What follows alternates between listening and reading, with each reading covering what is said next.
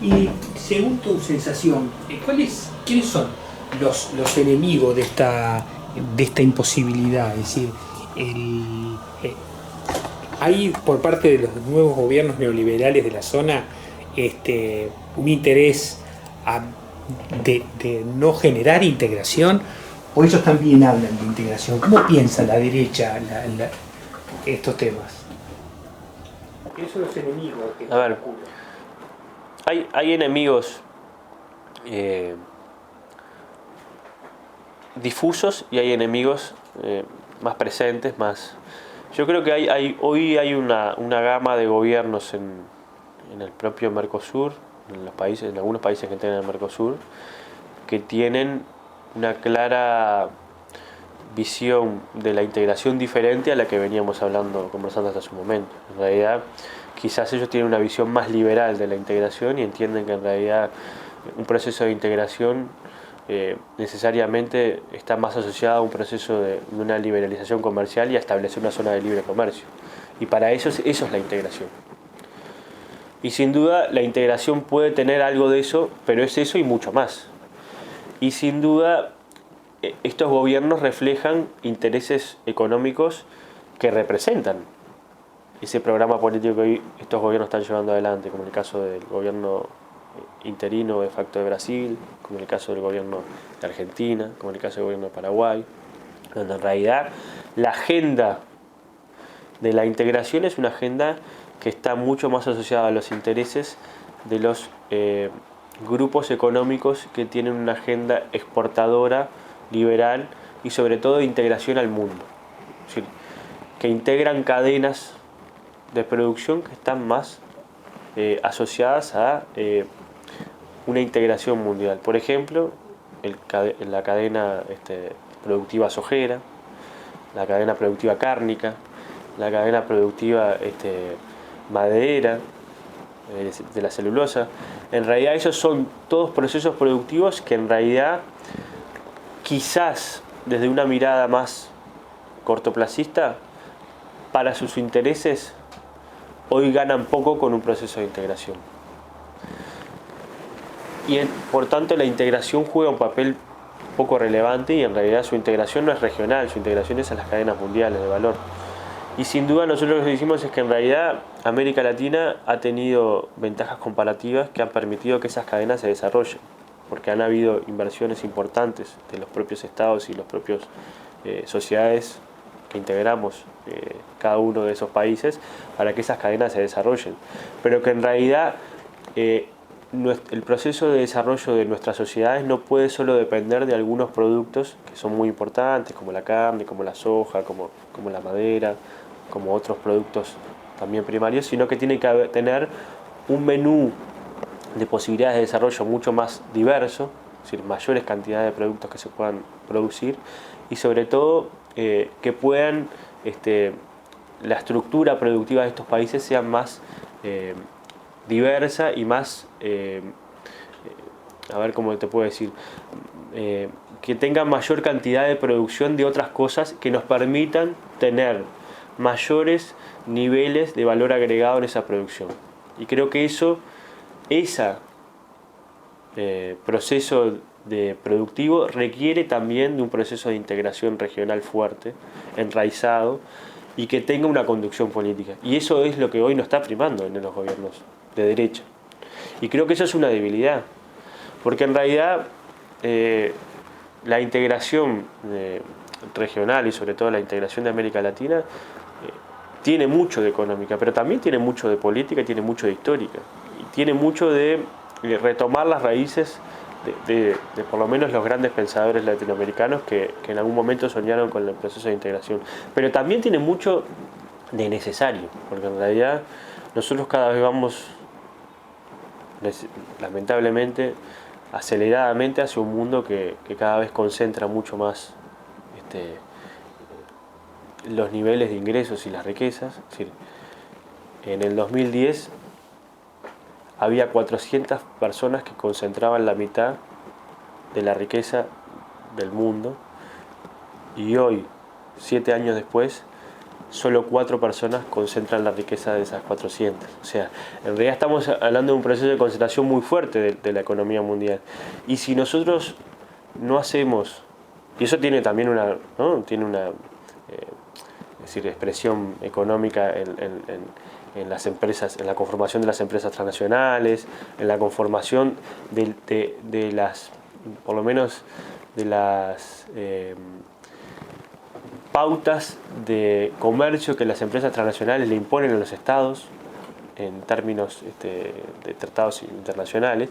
Y si nosotros no hacemos que los países, los estados, cada vez más débiles y flacos como los latinoamericanos, no se junten para tener diferentes visiones sobre determinadas perspectivas económicas, determinadas, y sobre todo para enfrentar estos grandes colosos, en realidad estamos fritos. Esto es como en el barrio, si vos no te juntás con alguno más para que tenga por lo menos un poco más de lomo, que te permita. Entonces me parece que desde el punto de vista de tu pregunta es, bueno, quizás hoy la conformación de algunos gobiernos del Mercosur, los países que integran el Mercosur, esté primando esa visión económica que prioriza la integración a determinadas cadenas de valor ya internacionalizadas y no intenta discutir estas cuestiones que me parece que son... ¿Por qué no me das un ejemplo? En los últimos, en la década de los gobiernos progresistas, ¿qué ejemplo tenés allí de incipientes posibles cadenas o factores que pudieran conglomerar para estos nuevos productos, para salir de las grandes multinacionales? ¿Hay algún ejemplo que se te haya ocurrido, que se haya sido como el ensayo de lo que podría llegar a ser? Han habido algunos ensayos, muy pocos exitosos, pero que sobre todo tenían como esa visión embrionaria de querer formar algo que trascienda. Por ejemplo, el desarrollo a partir de la industria petrolera y de la importación y la exportación de petróleo de algunos países, en el caso de venezolano, de determinadas cadenas de abastecimiento, cadenas nacionales con una visión regional de abastecimiento de alimentos. Eso ha sido una de las políticas más importantes que ha tenido sobre todo el gobierno de Chávez en el conjunto de América Latina y que ha tenido expresiones concretas con lo que ha sido Petrocaribe, ¿no? Es decir, ha sido a partir de la necesidad de un conjunto de países de acceder a una cuota específica de petróleo subvencionado por el gobierno venezolano y por el Estado venezolano. Eso ha permitido el desarrollo de cadenas alimentarias nacionales que permitieron sobre todo que el Estado venezolano pueda tener determinados niveles de calidad alimentaria que no tenía y que lamentablemente Venezuela hoy no produce. Eso puede ser uno. Hay otras que me parece que son más embrionarias que pueden estar asociadas al desarrollo de la coordinación de las empresas latinoamericanas o nacionales públicas de determinados rubros, por ejemplo, energéticas. En el caso, por ejemplo, de las energéticas de las empresas energéticas a nivel de la producción y sobre todo la coordinación de determinadas producciones con respecto al tema producción de energía eólica entre Brasil y Uruguay, entre Brasil y Paraguay. Eso ha sido por lo menos un desarrollo embrionario que por lo menos han permitido, por ejemplo, que empresas brasileras energéticas estatales inviertan en parques eólicos en Uruguay. Hay un desarrollo incipiente en lo que podría ser la discusión y por lo menos puesta en funcionamiento de un parque, una industria automotora regional que tuviera, por ejemplo, componentes desarrollados en algunos países y se compatibilizara como mano de obra nacional. Por ejemplo, las autopartes uruguayas para el sector automotriz brasilero y en algunos sectores automotriz argentinos. Eso ha sido incipiente. Eso ha sido, pero ha sido como el embrión de determinadas situaciones. También en el caso, por ejemplo, en Brasil y Uruguay, el desarrollo de determinada industria de partes, de navipartes para el desarrollo de determinadas buques o determinadas embarcaciones en Brasil y que sean contabilizadas como mano de obra nacional dentro de Brasil, por más que estén ensambladas en Uruguay. Ahora, eso requiere de una ingeniería jurídica, de una ingeniería institucional y sobre todo una voluntad política de empezar a construir nuevas carreteras de la integración que hoy no existen. Porque ahí están construidas las carreteras de la integración, que son las carreteras que traen los granos, que sí existen de Brasil a Uruguay. Pueden ser algunas carreteras fluviales, que sí traen granos de Paraná hasta Nueva Palmira, pero las carreteras de la integración, de la innovación, de la posibilidad de que en realidad las empresas de telecomunicaciones estatales, algunas están privatizadas en algunos países, pero que han sido por lo menos nacionalizadas, puedan coordinar determinadas políticas de telecomunicaciones comunes. Eso requiere sobre todo de una voluntad política y sobre todo de una planificación y un ensamblado institucional importante.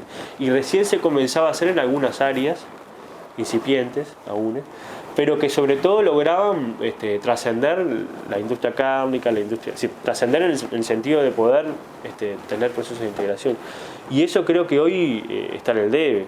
De hecho, si uno analiza la institucionalidad del Mercosur, hay un claro desarticulación de cualquier proceso institucional que implicara por lo menos pensar este tipo de cosas, ni que hablar cosas más audaces como pensar una política de innovación regional, pensar una política de inversiones a nivel regional. Nosotros somos países que... El Banco del Sur. El Banco del Sur. Sí, nosotros somos países que teóricamente estamos en un proceso de integración, pero competimos por la inversión extranjera directa. Competimos por a ver quién le cobra menos determinados impuestos y creo que eso en cualquier proceso de integración que se precie de tal, eso está articulado, eso tiene normas comunes, la Unión Europea lo ha definido así, y nosotros ni siquiera hemos podido avanzar en eso. Y creo que eso es parte de lo que también la integración tiene que darle. ¿Por qué? Porque en realidad todo esto necesariamente tiene que